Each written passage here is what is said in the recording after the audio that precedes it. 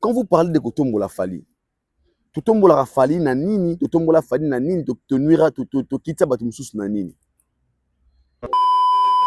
Totombola Fali ne loroté. En fait, vous êtes sincère. Kenny Piana, Moutalikasu, Valdi, Ombaya, tout le monde, Totombola Fali azate. Tokuta Fali Fali, toujours ba matière, ba élément Fali salara. Moutalikasu a l'émission idée, il y a analyse, to bandi pe ko sala analyse parce que au moment il y a la vie est aux paiement. Il faut quand même qu'on s'en rappelle pardon na ba mabe mususo sala, bit objectif na biso ezalaki peut-être Dieu s'en faire sala, il faut biso te zalana pour na ko étouffer. Non, musala ezalaki ya ko kolongola égalité ezalaki entre Fali na Ferré parce que bazalaki même point d'égalité na 2017. Kolongola yango na mitu ya ko effacer na mitu ya batuke Ferré na Fali ba niveau moko te ko maltraquer kombo ya Fali kende likolo ko effacer kombo ya Ferré. Eza ko kitsa batute, eza ko Totombola Fali te. Tant to ba to Totombola Fali, Totombola Fali nani qui a donné disque d'or à Fali Poupa. Ba chroniqueur tout ça ba analyse wanan. Nous appelle ça Fali déjà contrat Fali aigle. Ba benga ba mutu boya bina ngai ndata atali mission na ngai alinga produit yo na U Arena, to na INGR. Qui a déjà fait ça? Personne. C'est Totombola Fali te.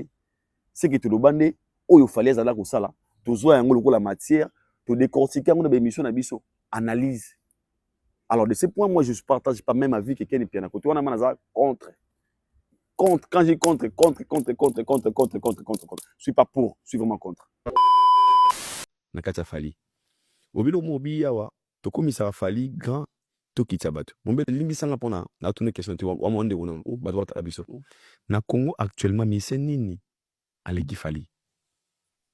N'habite. Na toi. Actuellement na Congo miseni ni omagito le débat c'est aussi débat maman otu na ndenge ya bandaku ou bien ba mituka ou bien tout sauf rien pour nga na Congo na pe congolais tout sauf rien malheureusement ngam na opposer mituna so yaki ba réponse peut-être nga expliquer pourquoi azate lelo. Tu sais pourquoi? Artistiquement il est fort. Ils ont un album monté di mana formé 7 ils ont un niveau à formé 7 même na banzembo wa conscient nga vous êtes conscient peut-être. C'est le seul artiste musicien congolais où ça va tourner belé pour les cabaninga nyoso. Vous êtes d'accord nanga? En fait, il y a des choses aux aguets. C'est pas seulement ce que les gens pensent. Les gens ne supportent pas la vérité. Dans le bino, au pouvoir nga gele o aleki Fali on explique pourquoi fallait les na musique. Donc je ne peux jamais limiter Fali tant que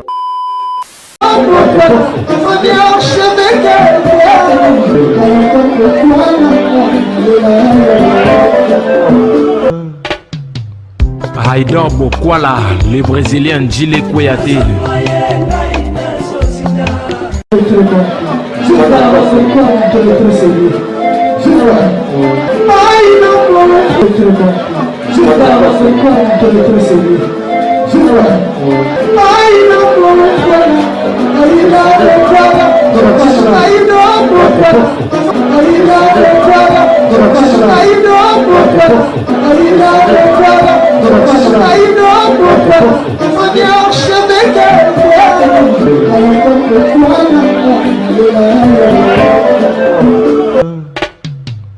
Haïdor Bokwala. Bienvenue chez Haïdor Show, très chers internautes, vous qui nous suivez de partout à travers le monde. Bonjour et bonsoir. Nangonga Borozali Barouya Otal, l'émission Nabiso Haïdor Show, une émission qui est présentée par le vôtre. Haïdor Bokwala, la PMB certifié. Un grand merci encore une fois à tous nos abonnés. Il y a Haïdor Média Télévision. Merci. Merci au Natina. Merci pour nos appels, pour nos commentaires, pour nos partages, nos remarques, nos suggestions surtout. À chaque fois que la vidéo nabiso en ligne, na sepelera interaction entre ngai na bino. Ou bobenga kapona ba conseil, bobenga kapona ko bakisa mwa mayele, bobenga kapona ba remarque. Ils ont la biso plaisir, ils ont possible encore une fois tout améliorer notre façon, notre manière de faire des choses. Je dis un grand merci na équipe na ngai on travaille dans équipe technique aujourd'hui futur na Kinshasa, Ken américain na kata Kinshasa. Salutation na bino ba soldat na ngambo na bino sika bozali. Je vous aime beaucoup. Un grand merci à Nzamba Sali Konase, les créateurs des cieux et de la terre, les maîtres des temps et des circonstances. Le Nzamba Sala RRT, à la rappel surprêté. Cette émission, je la dédie à à mon vieux, à Yaya, il y a Bosco Badega Yaya. Vous avez retourné, il y a Bosco Badega Yaya Ndenani. Malheureusement, mon Yaya n'a pas TikTok, mais la mission, mon a été. Mieux vaut un Bosco Badega que 10 000 aventuriers. Et soit ôté. Ça me fera plaisir comme ça, à l'IPAS Sanangaï, éclairage public de Paname, gérance Dani Maona. Éclairage public de Paname, lumière de Paris. C'est lui qui est derrière la caméra aujourd'hui. Il assure. Salutations à lui et merci parce que il a aidé Cop à famille pour Cop Koufaté. Un grand merci comme ça à ma bonheur 5 étoiles. Elle nous suit. Maman Ibraden Jones. Il s'appelle le papa Jean-Flavien Kaniki et maman Sondra Agito Kaniki. Il y a Nangaï Minina. Il y a Moto. Tata Mosi à Ilana. La Pessimbo Tena. Jugal Kisula. De la maternité à la maturité toujours propre. Chouana. Tata Mosi à Moana. Yabana. Chouana. Tata Mosi à Bana. Big shout out to you. Et Sika Ozali. Nous sommes bel et bien en France, précisément à Paris. Et Sika Wapi, tout ça au Sala. Au Sala, au Botinda Gibiso, séjour aux Akoleka Kitoko. Kitoko, tout ça très bien accueilli, tout ça à l'aise, tout ça mourra partout. Et surtout, va bien, je pense qu'avant la fin de cette semaine, tout ça là-bas, on a Belgique, tout ça la peine à Lyon, parce que tout ça, on a autant avant tout ça, Belgique, na Lyon, faut visiter un prix. Tout ça, on a vu sur Kinshasa, séjour ici, on va encore voir, on va voir encore quand est-ce que nous allons revenir pour Yaya déjà, après Sabiso, Oyo, et Sengra Tozoa. Quant à nous, de savoir comment utiliser et comment changer le comportement, ça dépend de vous. Aujourd'hui, nous allons parler des actualités sur la toile, sur la série Tout sauf rien, et il y a la carabino. Chaque jour, tu vas un talk show, tu vas un sujet, tu vas et dans l'émission, pour permettre de WhatsApp, pour remarquer, on sera obligé d'accompagner cette émission avec des vidéos. Nous avons projeté moins 4 ou 5 vidéos. Il y a des éléments autres au travail sur Yango. Ils ont été gagnés beaucoup aux autres baba makambo base nangoza subasmeza wapi. Et on moni boré makina chaque émission, il y a talk show, tu vas nous balancer les vidéos ya ba autre va nous relobela. Na émission na biso. Nous allons parler de l'artiste musicien Koffi Olomide, on s'est dit bon visite na tombe ya papa naye, ou déjà to ebi papa tika biso atika déjà et te spécifiquement courage au Kwata Kouraman, Koffi Olomide, courage et force à lui. Et ainsi va la vie, nous avons contrôle. Nous allons parler aussi des sorties médiatiques que l'artiste musicien Ferrego là, où tout le monde va tourner ça là, sur la paix, l'apport de Fally Poupa et pas y aller Kinaye, petit Fally, Nanzemboya, amen. Sur la sortie médiatique, il y a des Gomorwana, Bazawana, Oyo. On va expliquer pourquoi il ne faut pas vous faire ça à débat. La vidéo, on a retiré la bino tout au long de cette émission. Héritier Watanabe Dom de Paris. Et tous nos artistes, ils ont chance. Il y a Rosso Labango, Awanakati, il y a Plateau, Nabiso, il y a les Lomé. Avant de commencer, na Roloba Boye, il s'est fait Bandeli. Namokili, Soyebi Oyo Zali, vous en avez poussé à vous l'accepter, va comprendre Oyo Zali. La justification, vous avez un plateau, vous avez un sir na bango. Vous avez sûr na ya se justifier raté. Si vous voulez comprendre, vous allez comprendre, mais intérieur na yo yeba Oyo Zali, on a le baranzamba ça la réalité. Commençons notre émission. C'est un bon plaisir sur l'émission nous allons parler de l'artiste musicien le Kwata Kouraman. Et puis sur la réaction des gens au bazar ko commenter bazar ko benga idor. Nous va commenter une émission. Pour comprendre que bazar ko lembisa bisoté. La visite de Kwata Kouraman na tombe à cimetière ya papa. Mingi Balobi, ça crée pour des polémiques. Mingi Balobi, est-ce que c'est important? Il faut qu'on filme. Est-ce que pourquoi les Congolais n'ont pas de vie privée? Aucun tombe papa na yo. Est-ce qu'il faut ça la vidéo? Est-ce que le grand gazara juste, tu as tout ça à la part des choses. Il y a certaines choses, tu me grappes qu'au traitant le club aïmé. Chacun de nous a sa façon ou sa manière, il y a que gérer ba émotion naïe. Tout le monde a sentiment, il y a Oyo Zali, et l'ingol batege montrer sur Ozali. Nous sommes des humains. Les gens ont soit que ça la pète tombe à parents naïe, à ça les vidéos, à taper dans les réseaux sociaux. Nous sommes là, à me filmer pendant qu'il plaire. Nous sommes personne dans sengo, à me filmer pendant que ça dans sengo. En fait, chacun de nous a sa manière de gérer ses émotions. Et moi, je pense que dans ce niveau, on n'a pas droit de condamner la réaction ou les émotions des gens pendant que moi je ne suis pas contre cette vidéo où le Kwata Koraman a posté hier accompagné de sa tendre épouse, de sa femme, maman Cindy Leker, la tombe ya papa naïe. Moi je trouve ça normal parce que c'est aussi une façon de dire, en fait il y a certaines choses autour de la télévision, dans les réseaux sociaux, ils ont aussi pour motiver baye oyo baza peut-être les kanisa au sala likambuana mais baza na courage na yango te. Ils ont mutu mususu papa na ya kufa kala. Na sima ya video ya Kofi, azupe courage ya okende kotala papa na ye. Mutu mususu pe ndeko na kufa kala. Na sima ya video ya Kofi Olomide, azupe courage ya okende kotala ndeko na ye. Et biso toza tellement vrai na ba analyse na biso tolinga tout sous les émotions, sous les sentiments. Moi je ne condamne pas les Kwata Koraman. Moi je pense que si c'est pour lui, c'est sa meilleure façon de rendre hommage la Kisamokiliki. Comment il a été touché par, il est touché na absence ya papa naye. Comment azana passe ya kozanga papa naye, akekota la papa naye na tombe, il a pleuré et puis a sali moi vidéo on a été congolais alinga créer nango polémique.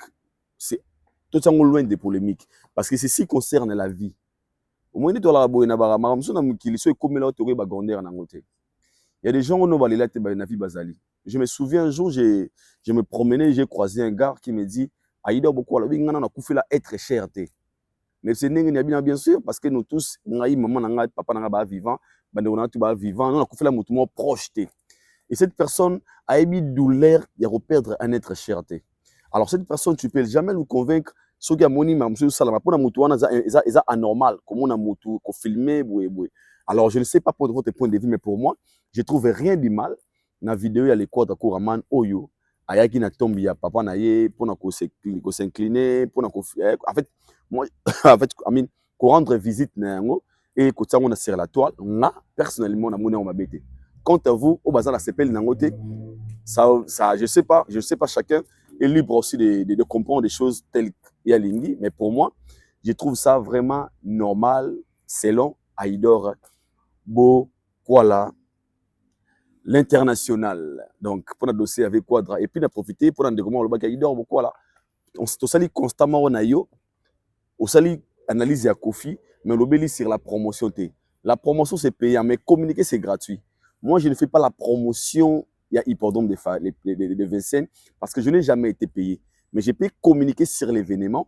Là, je vous demande tous, au Balinga, les Kwata Koraman, en concerne hippodrome de Vincennes, beaucoup de soutenir l'artiste, c'est l'honneur de la culture congolaise. Mon apport, c'est ça. Le reste, je ne peux pas parce que je n'ai jamais été payé. Tout que je promotion. Il y a une émission dans la ils ont mis salaire promotion au félé, c'est fali pour pas. Donc le seul artiste qui a une promotion gratuite. Ceux qui ont besoin d'un salaire gratuit, si je suis pas producteur, je mange. Mais si ils ont besoin de promotion, moi je le ferai gratuit parce que je lui dois de la sincère, la reconnaissance et ça en a voilà vraiment naebi. Ata borobio Aïdor beaucoup la mais aux journalistes, aux chroniqueurs, la promotion est payante. Lui chez moi il ne mérite pas d'être payé la promotion parce que si vraiment à un événement moi c'est la promotion que les gens va sengi ba tout va sengi mbongo. Ngana sala ngo félé na sala ngo félé man kasi sans inquiétude Aïdor mais la télévision vous allez pour nous accompagner la promotion si seulement il a besoin de la promo. Mais si les producteurs ou bien les organisateurs me contactent, je n'ai taxé bango ou c'est taxé bango mais ceux qui va contacter ngate et que cet événement na moni qu'il faut simba pour na fali on va mettre l'énergie pour na fali poupa. Avant de commencer, avant de continuer cette émission, je vous laisse d'abord de regarder le extrait de cette vidéo Fali Poupa, dans le studio. Il y a Petit Fali. Et une petite vidéo, encore une fois, où j'avais réussi Petit Fali. Je me retrouve tous après de décortiquer sur cette vidéo et si la chanson amène des Petits Fali. Je me retrouve tout après ces images. C'est parti. Ouais, deux. Petit Fali, ouais. Voilà. Et puis après, on a des Pétuan, à Petit Fali, on est. Et puis Tina Souka Petit Fali Mabanga na animation na osala soki pour nanga kota Souka le bame amen ou bien Ça n'a été pas de poser le bas. Après animateur.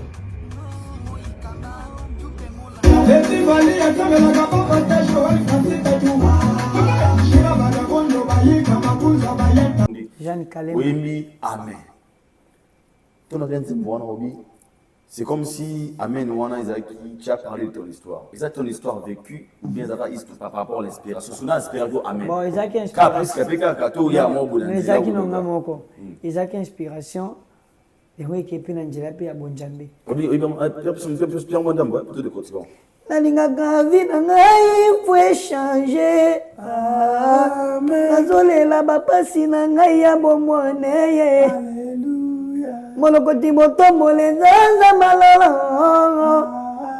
Allez dis dans lele. Petit Fally. Je me regarde dans l'inspiration mutu mais qu'est-ce que voilà.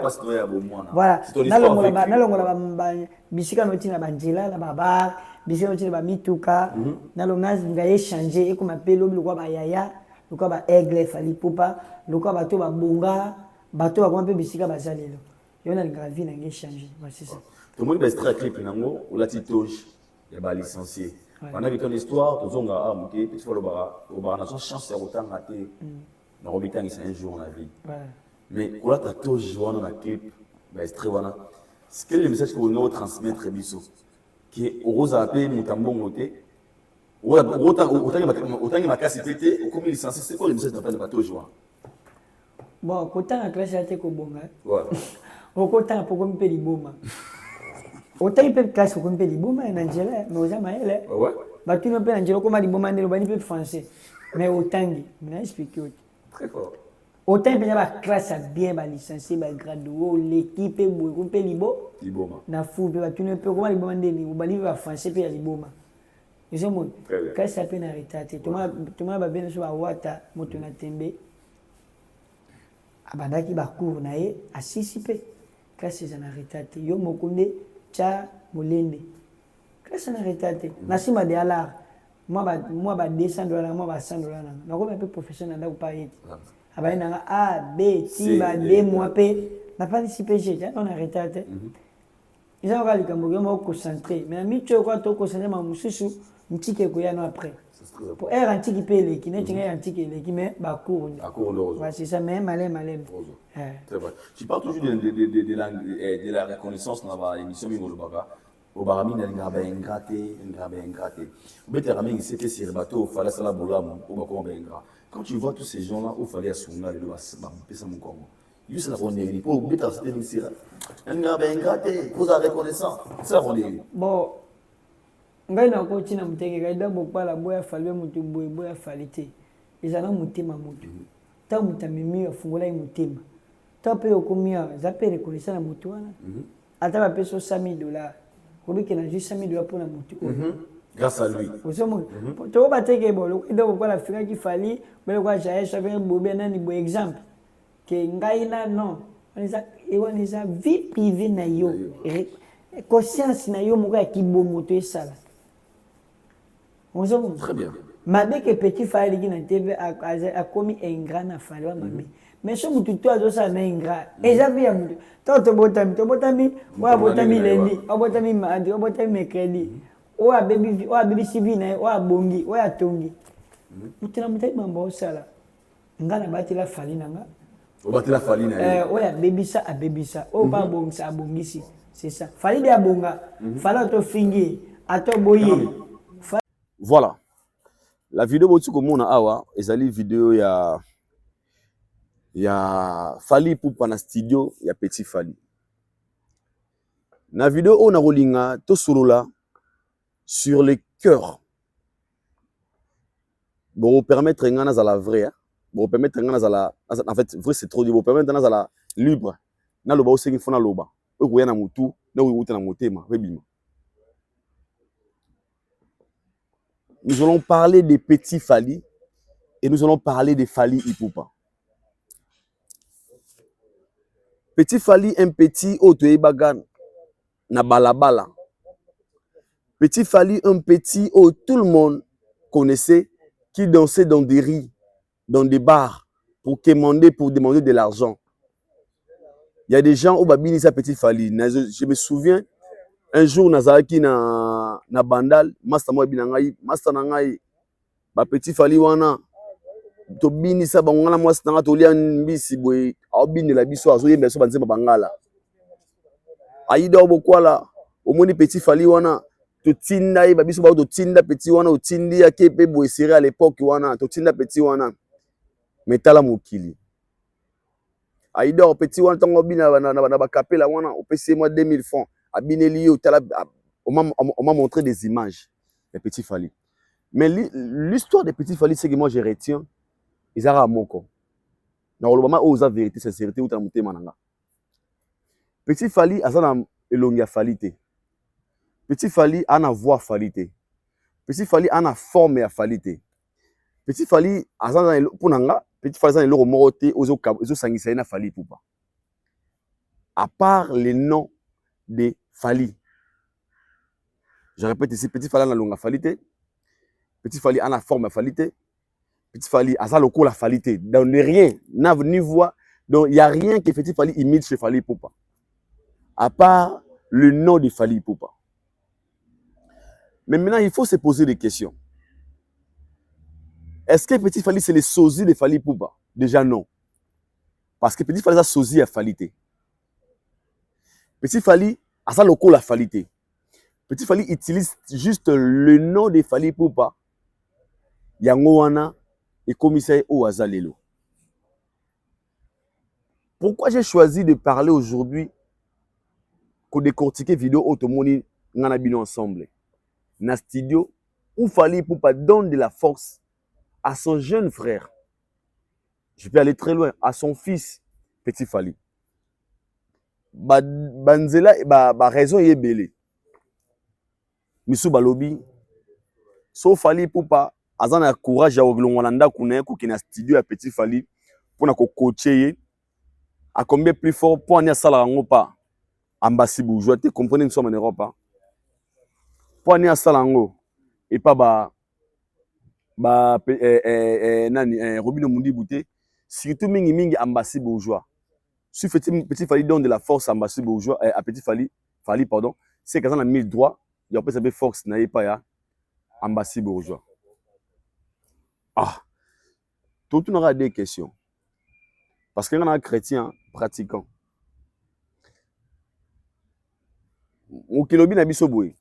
Un papa, le devoir d'un parent envers les enfants. Donc, si papa est en classe, il a devoir à papa et pas à moi. Papa sera bimi, après si bana bloa rolia. Bana basenga merci parce qu'ils ont reconnaissance. Mais logiquement, c'est le devoir des papas envers les enfants. Ceux qui perdent la minute comme jour à bonne année, à son milieu bilamba na ye, bilamba ya bonne année là na Noël na bonne année. Ils ont devoir ya papa et pas ya bana. Bolamu oyo sala makana devoir. Ils ont bolamu sur d'autres part c'est une obligation en fait. Tu es obligé, tu es censé de faire c'est bien. Mais bolamu oyo et sala maka na moto oyo azo mérité kutu yango je peux dire à d'autres termes. Babenga ngo les petits termes na utiliser ngo yango babenga bolamu ami. Petit Fally azo avoir Fally te petit Fally forme Fally te petit Fally d'autre part on peut dire il n'était pas un chanteur mais Fally Poupa il nous a fait comprendre dans la vie on peut aussi aider des gens comme ça bango batu kaka te moto oyo azalaki pene to moto azo ressembler na yo. Na par exemple pourquoi vena biso kwa tako Raman afunda Kofi de Brazza na prison na parquet. Kofi de Brazza so kangi mi so zo loba au moins V quadra. Soit là tu s'est déguisé V quadra. Pourquoi les V n'avaient pas supporté d'avoir un sosie? Parce que lui c'est un sosie. Petit n'est pas un sosie. C'est rien que les noms. Ah tout ça raboué parce que les faire le baraboué ça peut aussi changer certains artistes, les gens qui ne supportent pas de partager leur gloire pardon, chez les inconnus. Parce que petit Fally pas fallait les inconnus. Mais tous ont un ciment. Tout à la bola, mon oyo fallait ça la pas moi na wana petit Fally. Pour le long na Congo, Michel Egui Fally azate. Le long na Afrique francophone, ils ont mis mon côté à un niveau à Fally Poupa. Mais moi, je vous dis, je suis un témoin oculaire. J'étais avec Petit Fally, tout de suite, dans le désert. C'est là, 13h du matin. 2h du matin, Zali. Mais c'est 13h du matin, elle a raté. C'est le rectification. Bah, c'est ça la sous-bon, aux Ardennes en France. 2h du matin. Dans le désert. Tout de suite,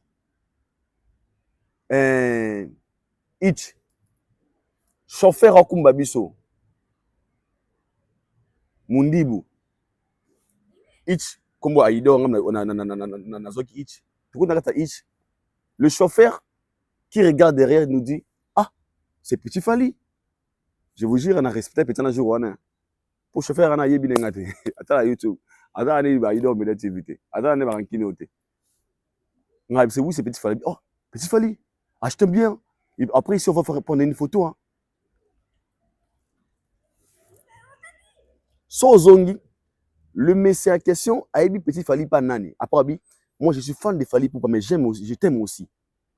Tu sais pourquoi? C'est parce que Fally, azaki na motema monene ya kofongolela mwana ndeko na biso wana pour na kopesa une lumière.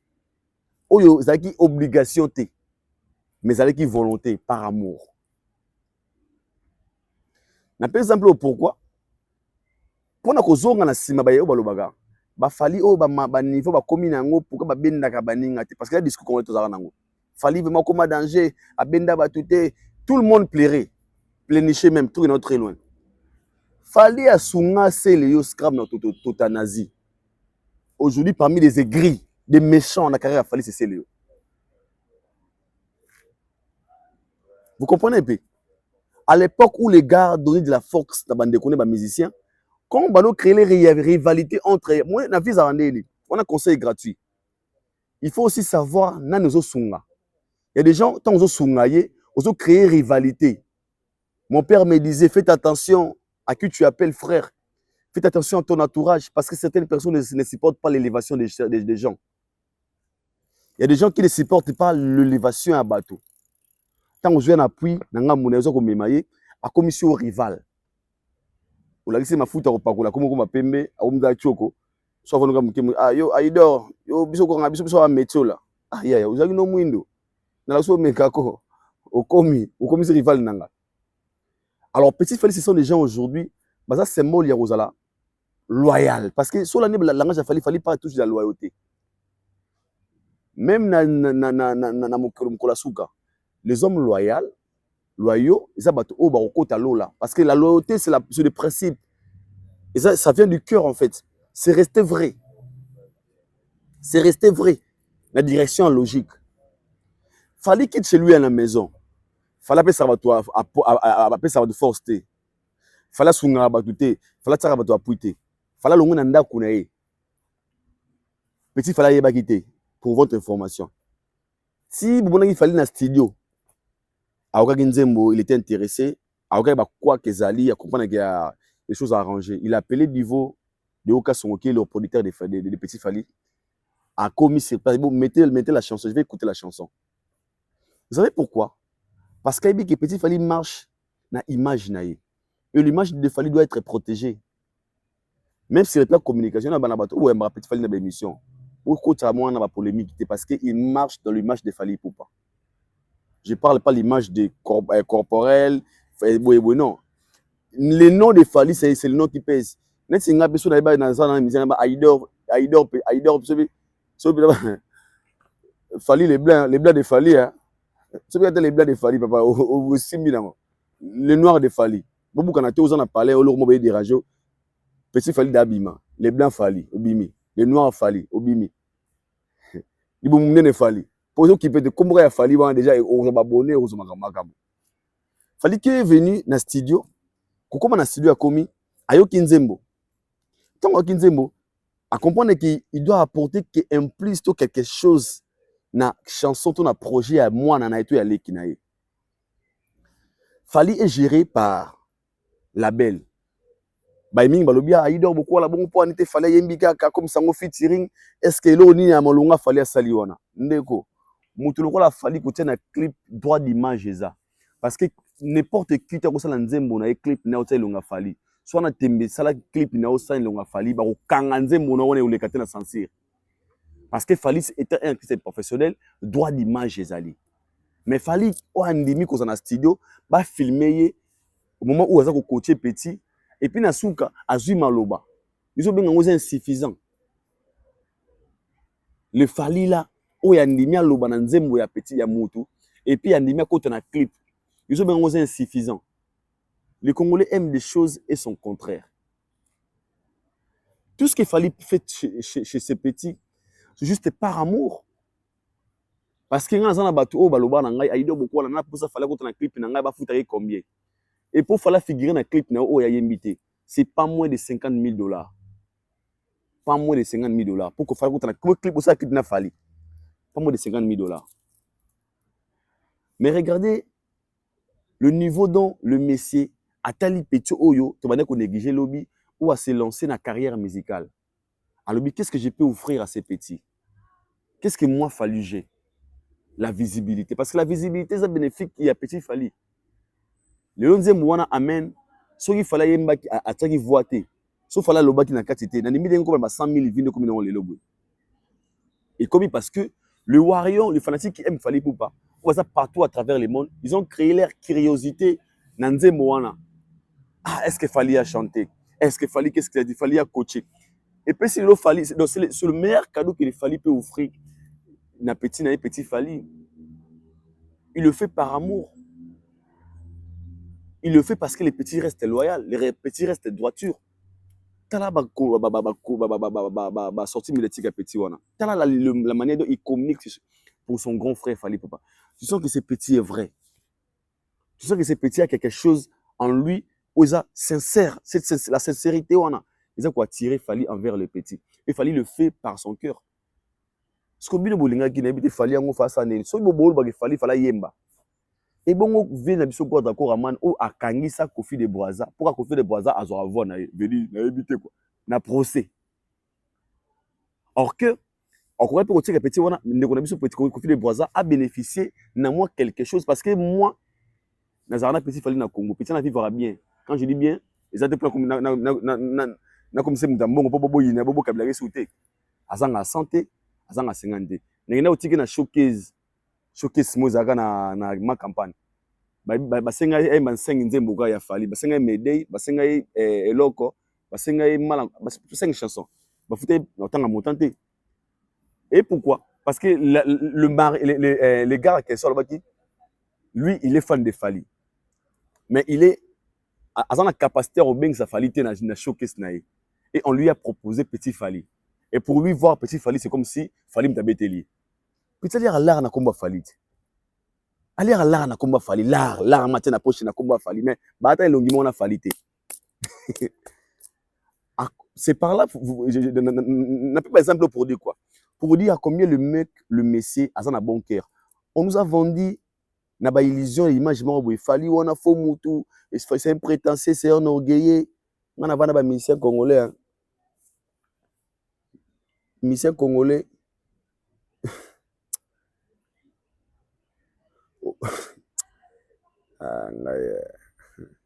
On ba master bozo visa. So bo de bo sika TV o pianga kana moko. Ngana mona musicien congolais copie Angola ye. A benga journaliste. Copie Angolais lugata 200. Angola aseka 200. Musicien congolais azape vivant. Aye même na loba. A benga téléphone. Aïdo copie Angolais faut na visibilité na peka lugata 200.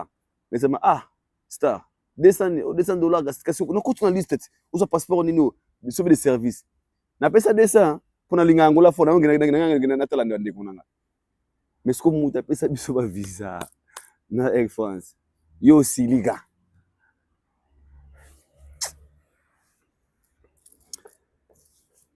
Cette vidéo je le fais pas pour je sais pas na ma fait na niveau nini mais moi j'ai fait cette vidéo sous les émotions na application à Fali Poupa n'a cette génération.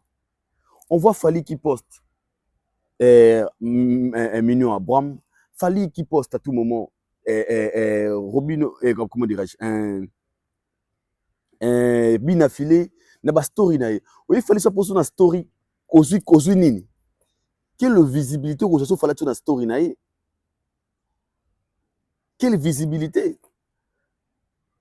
Donc l'autre comprendre que l'artiste osa soutenir les musiciens en vrai qui lui donne de la lumière dans cette génération Zoya, on peut dire c'est Fally Ipupa.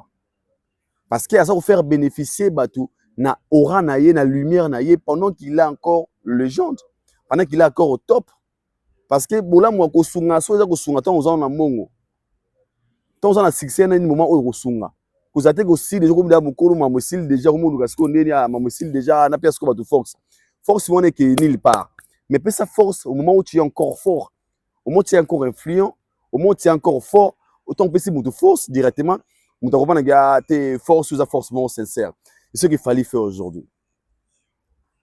Dans ce qui sont dans embassy, pour se dire, des gens qui disent que et bon embassy bourgeoise américaine qui est en côté, pour ne salon pas embassy d'été, embassy a bénéficié de la force il a fallu déjà, il y a tant.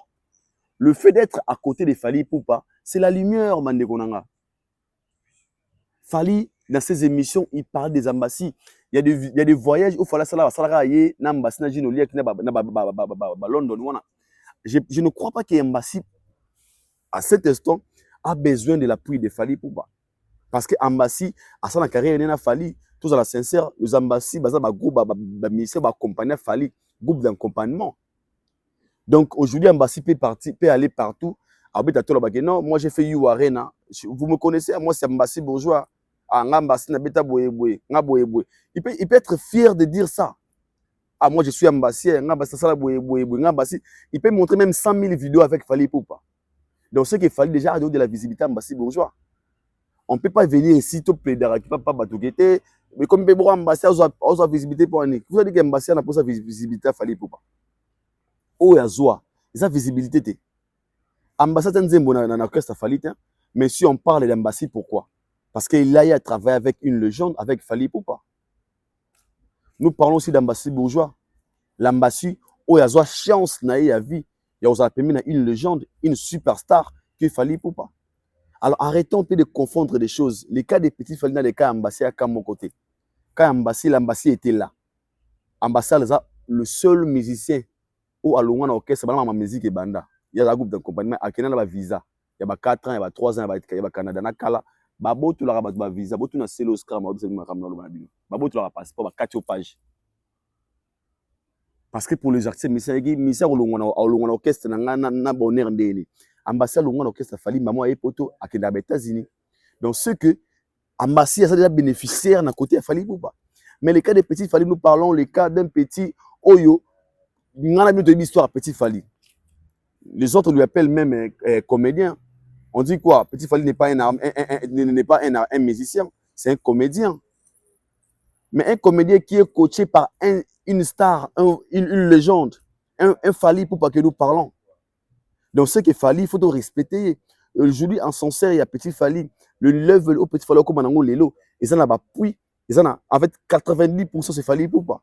Parce que Fally a accepté de donner la force. Nassima Fally, Mokobe a respecté Petit Fally. Nassima Fally Dadju a respecté Petit Fally. Nassima Fally Banaza a respecté Petit Fally. Bamona ke kombo o mutaku misaga, ye moko kolo wana a accepté. Fallait mettre na ba répétition, a mettre na ba live na ba TikTok, aye mbara banzembo na ba live, fallait présenter partout à travers le monde. Et ça a influencé même ba grande star au bazar dans le monde, côté la monde on a misu ya mukete na misu ya munene. Alors faut respecter les gars comme Fally Ipupa. Faut respecter. Alors moi je dis encore une fois félicitations et je vous demande il y a aucun débino nyonso, bokende ebele na chaîne ya Divo, bokende kotala ko yoka nzembo amen, la chanson des Petits Fally, une très belle chanson que moi-même j'ai aimé, na okakango avec Bima et je suis vraiment fan de ça et je dis encore une fois merci à Fally pour la Fox et merci à tous les Warriors où vous êtes partout à travers le monde. Merci encore une fois, vive la critique congolaise. Je vous laisse même de regarder cette vidéo. On va revenir pour parler na obo qui na vidéo et je retrouve après la vidéo. Arena to gagner bango. Babi arena mitema mabe bakota yoka. Batu siko soki to ba Alexis no ba bandi ya ba yebi eloko te. yana bango fali a imita faire atala faire na TV na mwasi na ba bureau na ye na bandeko na ye batala faire na TV babetela faire maboko faire atela babetela fali maboko o fallait imiter ayi basoka e faire ya quartier la ta histoire ko changer te ata ba lobi nyonso ba ko loba bazu fali ba commissaire soki neni squelette wana nento squelette batika na nini na fikini wabeta na muna station ata ba commissaire te kwa fikini ko wana faire aleki ata tobeto la musi pa lumumba faire aleki ka fali ata sali featuring na Yesu voilà faire aleki kaka Sharon Zazi maele zongisha na wana ata sali featuring na Jésus ata ba PC nigérien nyonso na ba nigérian ba yemba na bango faire aleki na mutema na ena ba parce que par rapport il y a ING Arena parce que fallait que déjà bêta avant fallait bêta 7000 bon bah bêta 15000 pas ça à 6000 oh bon, il fallait bêter la format à 7000. 15000. ING Arena, bah, ça a format à 6000. Il fallait bêter la 15000. Il fallait bêter 7000. Papa. ING Arena, bah, ça a format. Bon, il fallait bêter U Arena format à 15000. Et 46000 personnes à plaque. Jamais, bah, PC plaque. Bah, PC plaque, il va attendre ça 15000. Ah! On dit, mais là, on dit, mais là, on n'est pas ni. Bon, abeta ING Arena na format 6000, ba 1000, ça fait 7000. Ah, mais musique ezongi na poto, abeta ngoti. Abeta na format 15000. Ah, pour abeta ba concert à salité à lokuta ya mabe ndeko nanga. Sous ordre ya ba Rwandais wana balinga musique ya Congo et avancer na Congo avancer nde balinga ale. Ba biye mtazonga sa musique. Azonga sa musique ya ba Rwandais. Ba bi grâce na musique ya Rwandais. Musique ya salita bunda te musique ya ba Rwandais ba pesa ke mbongo pour ba musique ya Congo ye kaka beta ka musique ya salité. Kwalia kana ba Rwandais. Bien le matin. Biso solo na ba te belé ya de. To ba mamba solo wa. Ndeka na beta li solo fallait ozanga numéro ya bato ba ba bato. Dans cette vidéo, nous avons une bandeli pour permettre na vidéo est belle. Même si on a reçu la vidéo, na vidéo na ngai, na mission na nga. Le la concept c'est mission zali kozwa, mais balabala pour na état support na ba émission na biso. Yango moni na teli bino vidéo botali na songi sibino na kata plateau. Vidéo na tia yango pourquoi? Na tia vidéo pour na ko sunga. Bande ko ebele o ba selansaka na ba débat inutile. Vidéo na tie yango pona ko sunga bandeko oyo bozalaka distrait na ko swana ka makambo zalanga mutu na makolo. Il y a certaines personnes ont leur manière de réfléchir. Il y a certaines réflexions où tu n'as pas besoin de faire des débats. Soki débat comme oya au continent ndako au lali. Imaginez une personne qui dit ngata fallait sali featuring na nani na ba Nigeria tout na ondimaka ayete. Ngata fallait a kominani na ondimaka ayete. Qu'est-ce qu'on peut retenir de ce genre de personnes? Donc babenga bango ba ignorant. Donc mutabo solo bine 1 plus 1 égale 2. Lokola za même avina yote, lokola linga yote, aloba 1 plus 1 égale 4. Babenga ngo Kindoki na Kibozoba. Une personne comme ça, il y a aussi des gens qui commentent dans leurs vidéos, qui disent 1000 esprits, tu es fort, machin, boé, kenon, kakabongo, c'est comme ça, c'est là. Dans cette vidéo, oyo pona ko sunga bae oyo, bakuta na bakaya boé na nzela. Un moment de la vie, tu n'as pas besoin de faire des débats. Tu n'as pas besoin d'expliquer aux gens qui ne comprendront jamais et qui n'ont pas besoin de comprendre et qui sont fous de la vérité. Yessoir lobby ke olinga te, on lobby eza A eza A. On fait que des débats avec des gens sensés, des gens intelligents, les gens instruits. Moto no soza na bongo ya bien te, moto tout aza catégorique na ba réponse o ya manque de connaissance ya zanango, tu n'as pas besoin ya côté les manaïna débat. On ne peut jamais convaincre une personne ou azana inconscience, une personne ou ayebi le côté, une personne qui ne veut pas apprendre, une personne qui n'a pas besoin d'apprendre aussi, et une personne qui ne comprend absolument rien. Et par là, on comprend maintenant que pourquoi beaucoup d'artistes,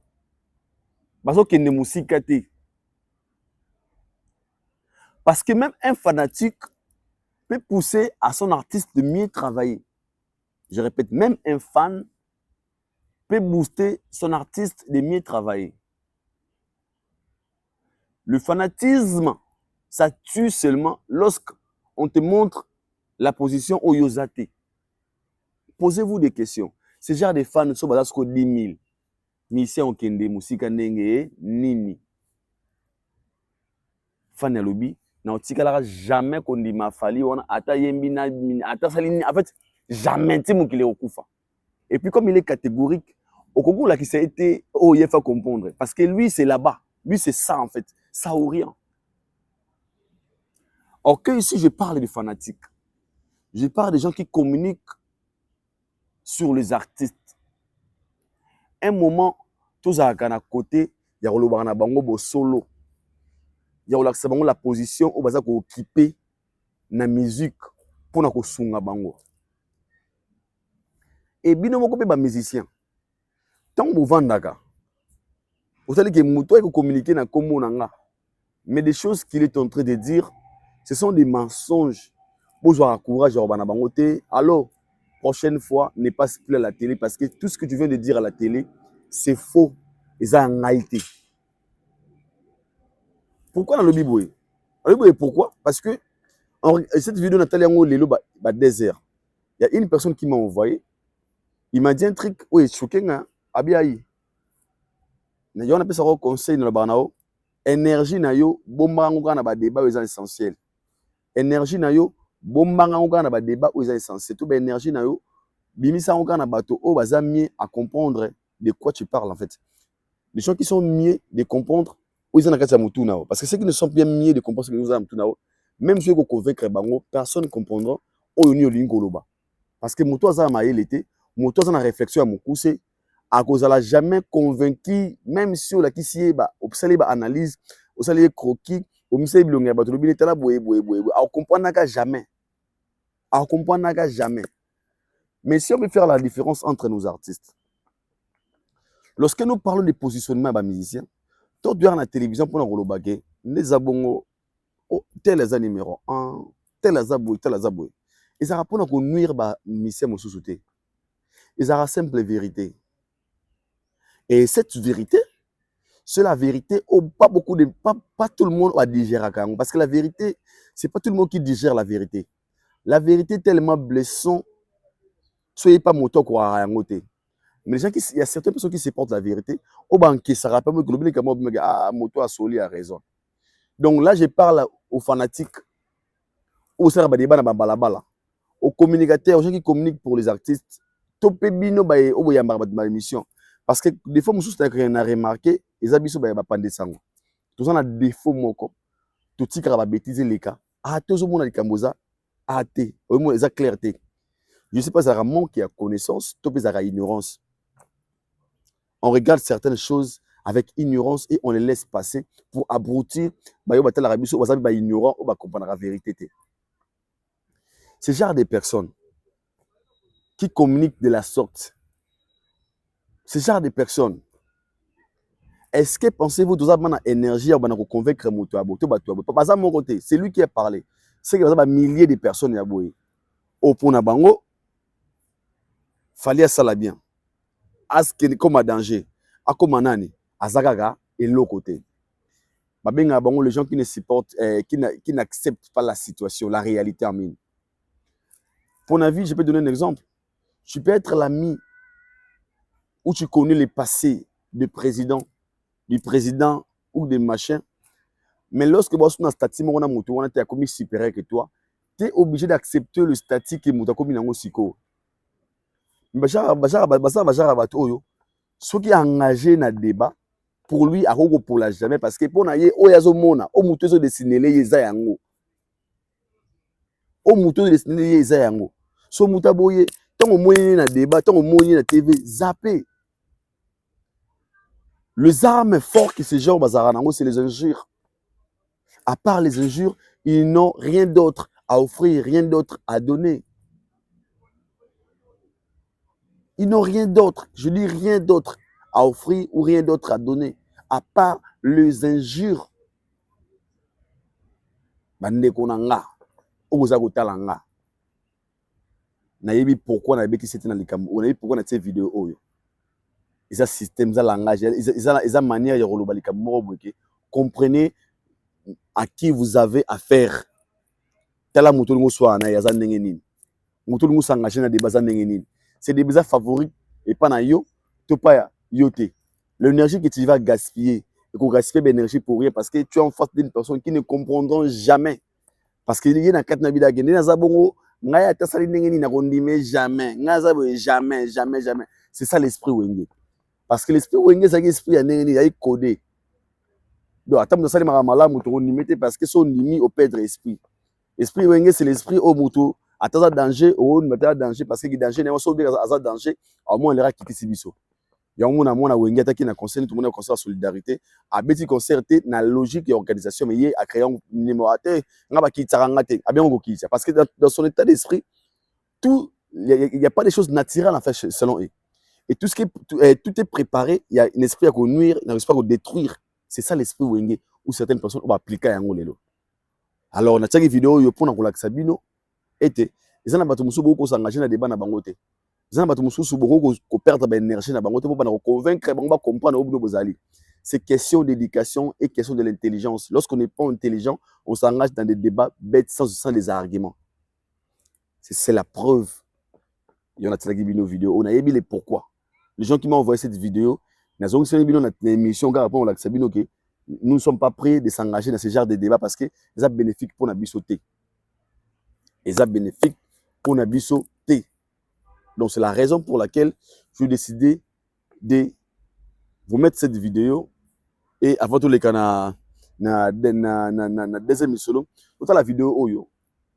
On se retrouve tout juste après. Ozali fondateur, il y a Empire du mal. Tant que Empire du mal, Empire du mal, Empire du mal. Yung to fonda yango.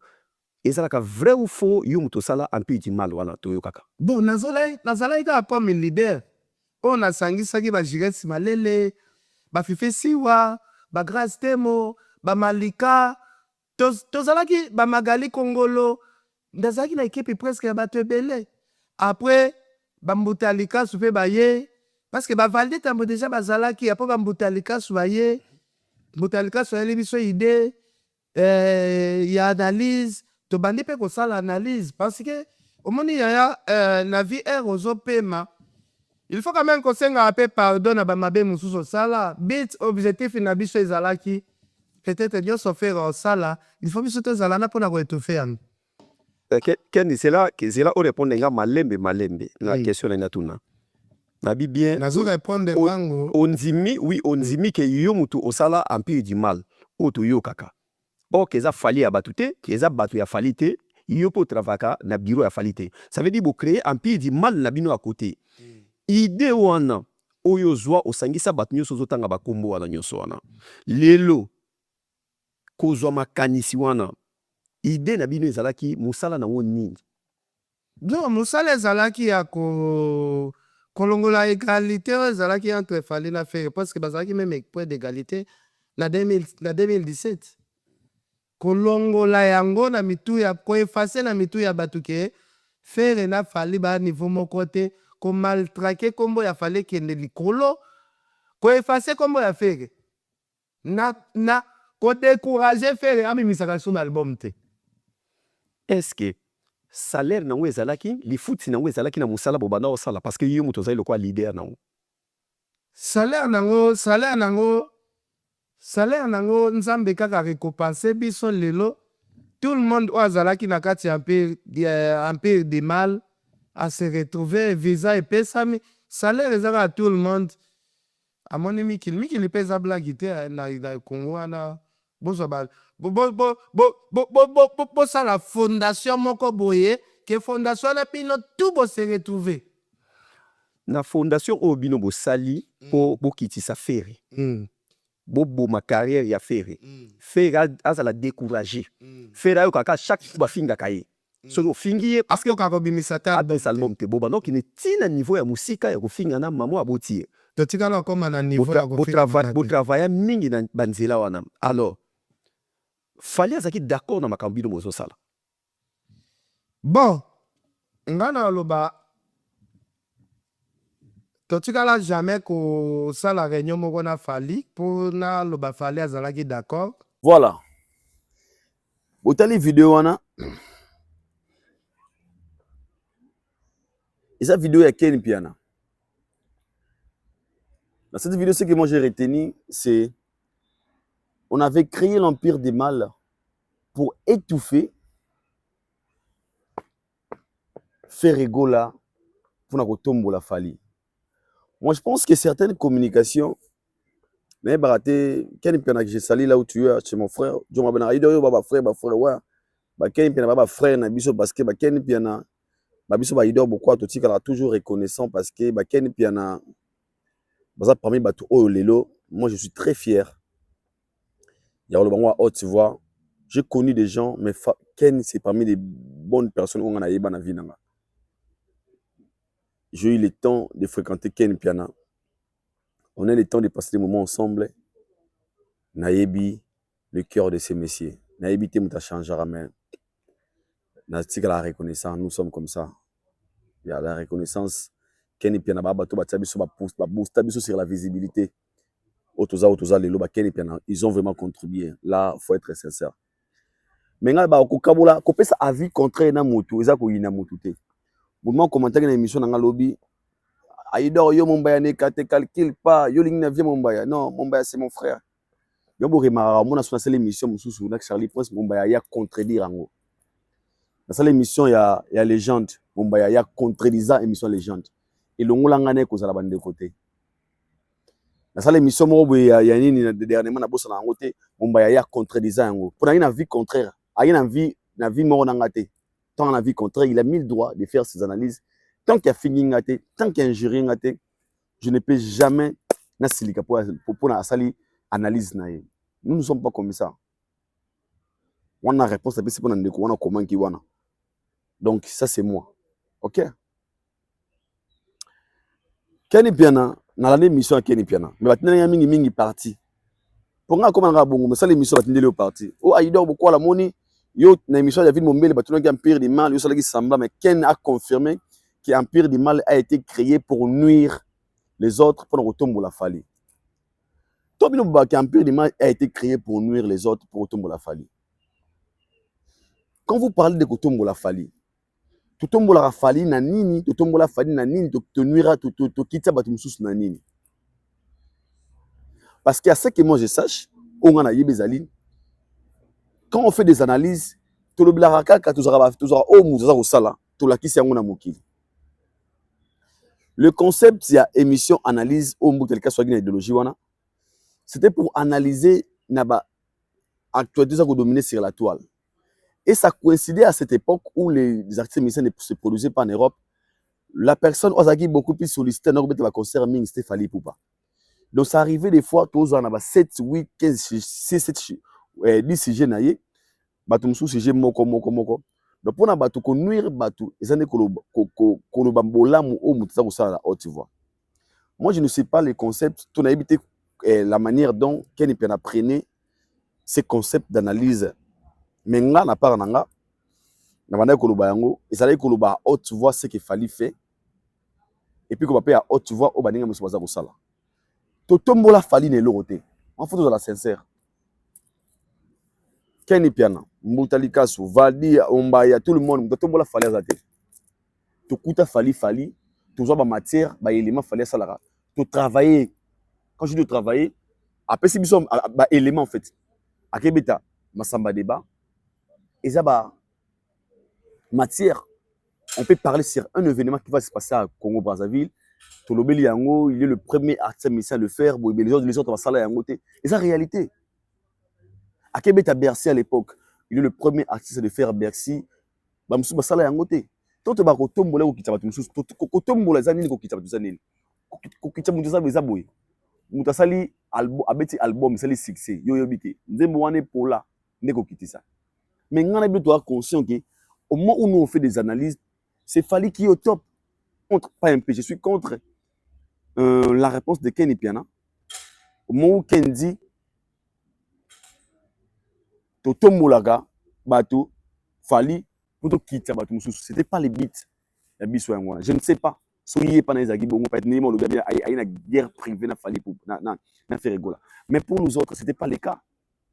Pour nous autres, c'était Fally pas fait bien ce truc. Toi accepter moi haute voix. Toi la vérité likolo. Lelo grâce na biso pe ming ba mo la vérité à haute voix. Toi la vérité likolo et soit te loko les a vérité ba to bandi mayango. Il a sorti un album Ozobeta baninga nyos sur le marché. Tout le monde clairement que non, cet album vous a un succès que l'album a battu nyos. Et ça simple vérité. Et les gens qui ne supportent pas la vérité, ne va bien abisso empire du mal, c'est non bango. Et moi j'assume, moi ça me dérange pas lorsque les gens disent que vous avez empire du mal. Si c'est le mot Otoloba, c'est la vérité. Moi je m'en bats les couilles, moi je m'en fous, je m'en fous hein.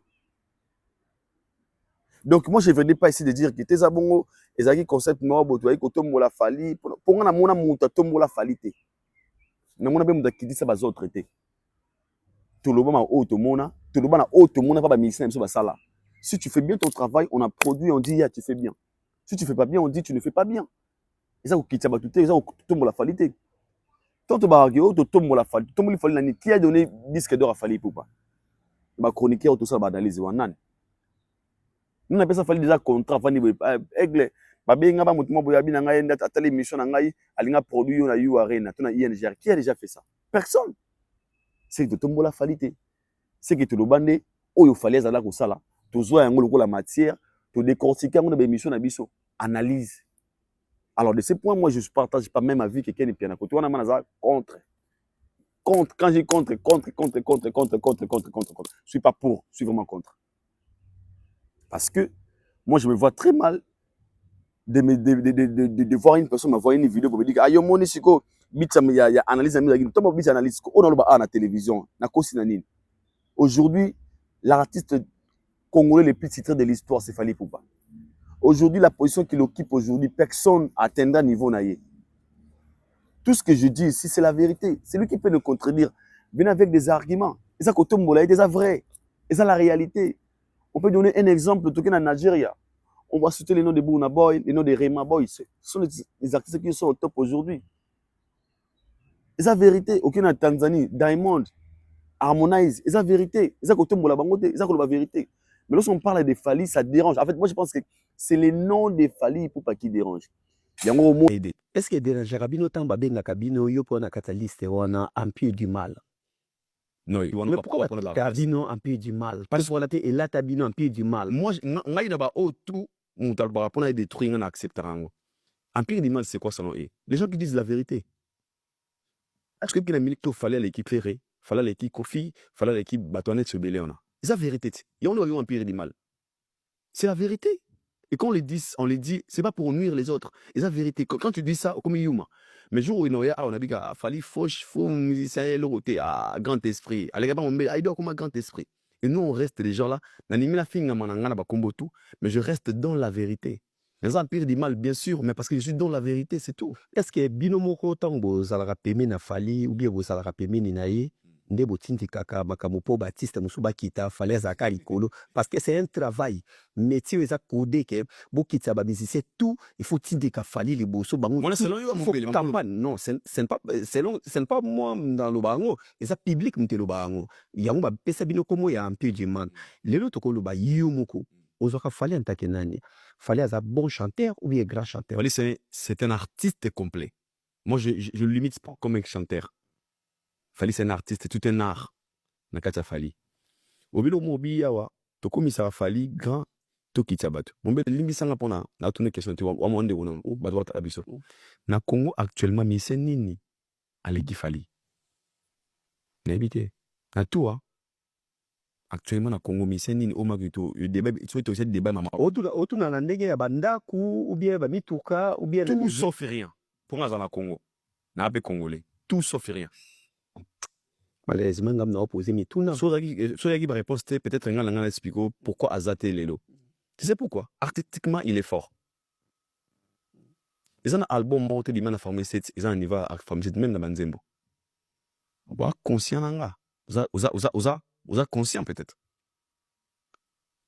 C'est le seul artiste musicien congolais où ça va tourner belé pour les cabanines nyoso. Vous êtes d'accord, Nanga? Enfin, il y a des choses aux aguets. C'est pas seulement ce que les gens pensent. Les gens ne supportent pas la vérité. Dans le bino, vous pouvez regarder l'équipe fallait on explique pourquoi fallait les dans la musique. Donc je ne peux jamais limiter fallait tant que un chanteur. Les autres côté que fallait l'équipe faire na place ni. Na profiter na kota malamo avant na répondre quel piana. Na kota malamo na solidarité. J'ai suivi une émission il y a Tonton Bev. Je pense que là on a travaillé Gauthier ça a été à travers Bev, ça m'a poussé à Kende. Il y a reposé moi côté que look en anglais. Une émission Gauthier c'est qui parle de l'investigation qu'il va faire sur le 2 millions. Où il y a un concert et solidarité. Gauthier c'est au de une investigation, il y a Viveni, il y a un résultat. Au sein d'une investigation, il y a plusieurs de choses. Il y a un résultat. Et c'est le Gauthier c'est là qui va maintenant faire l'investigation sur 2 millions. Il y a concert, il y a solidarité. Tu sais pourquoi? Franchement, Bev, chapeau frère, j'ai aimé ton intervention. On a bien de détails.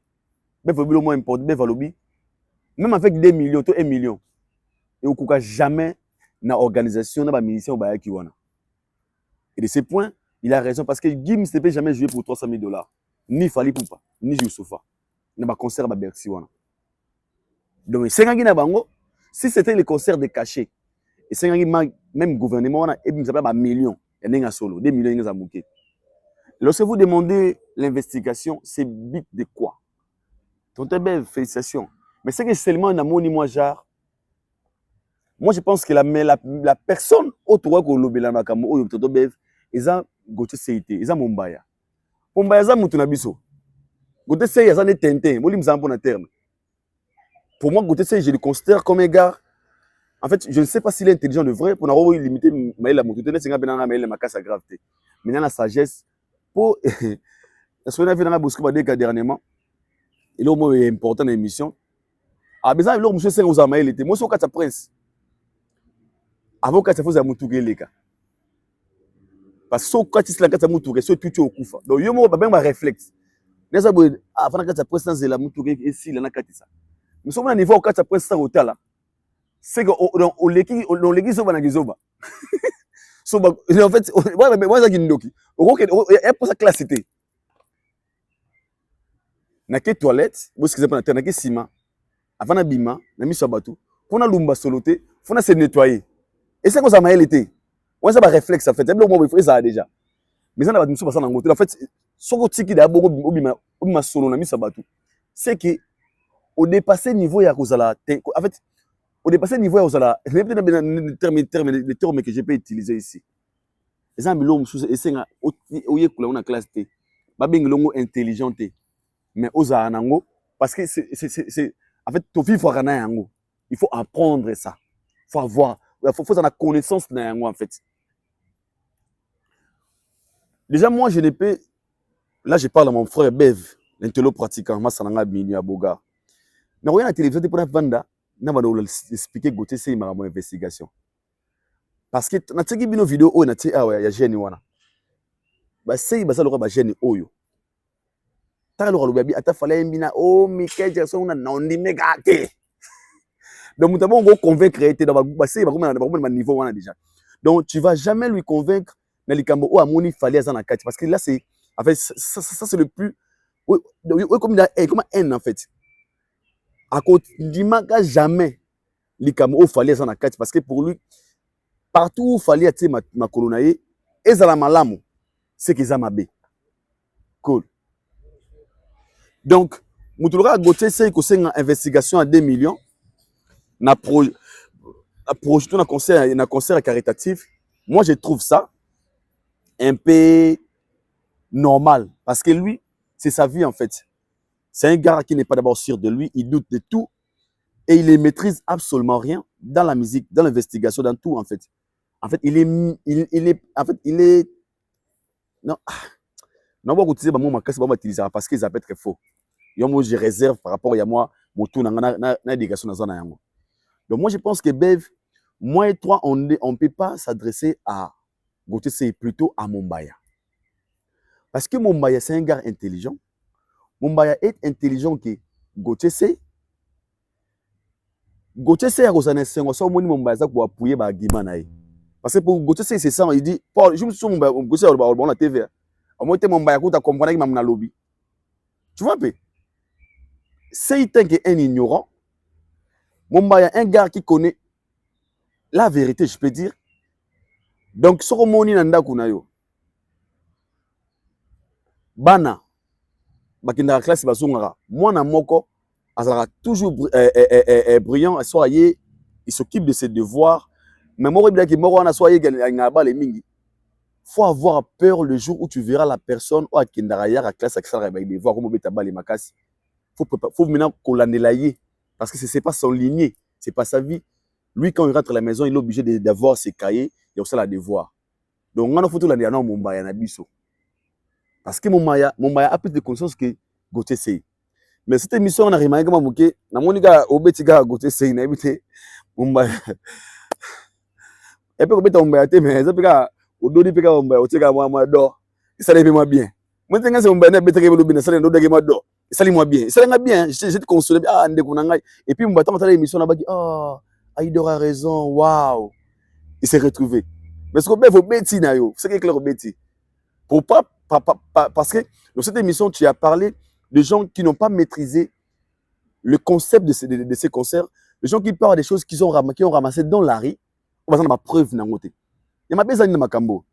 Quand nous parlons de 2 millions, c'est une très mauvaise communication au gars, il y a gouvernement.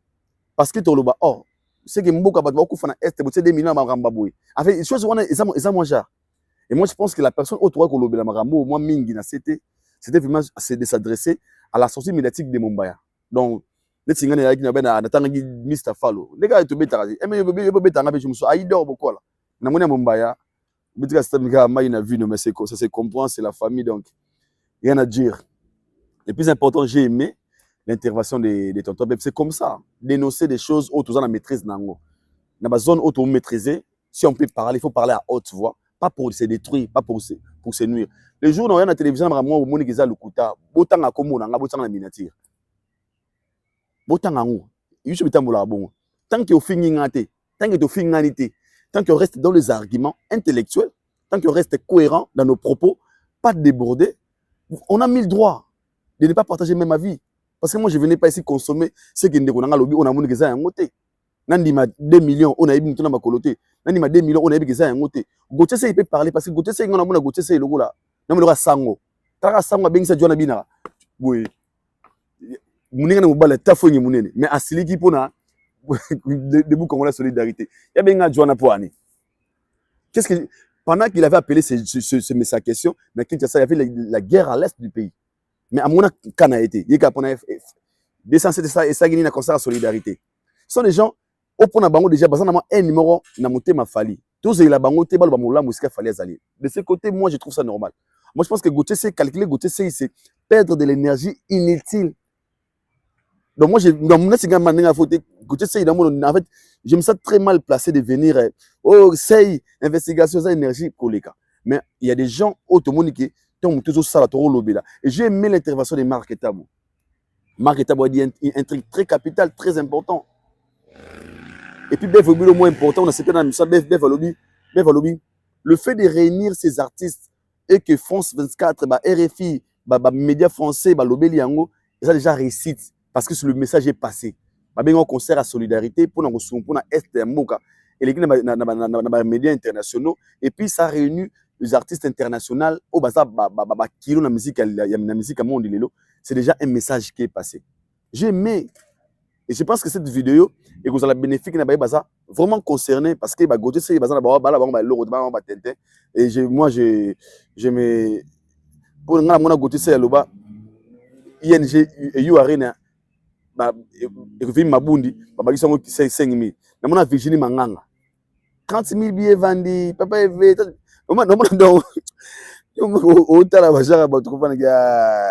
on comprend. Alors ce genre de gens tous genre d'énergie, toujours dans la télévision, en fait, ils ne méritent pas.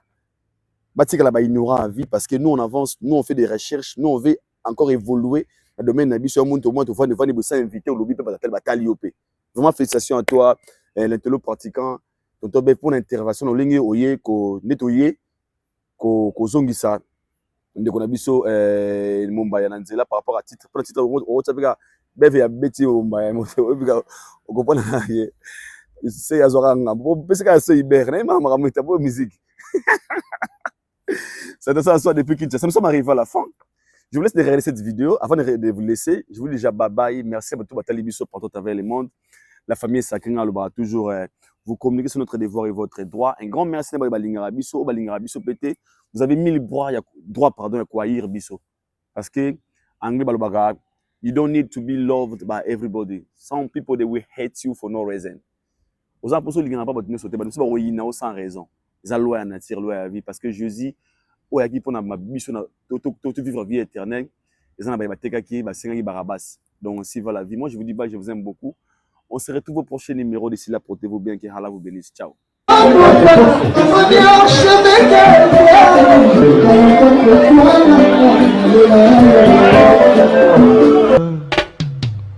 Haïdor Bokwala, le Brésilien Djile Kouyaté.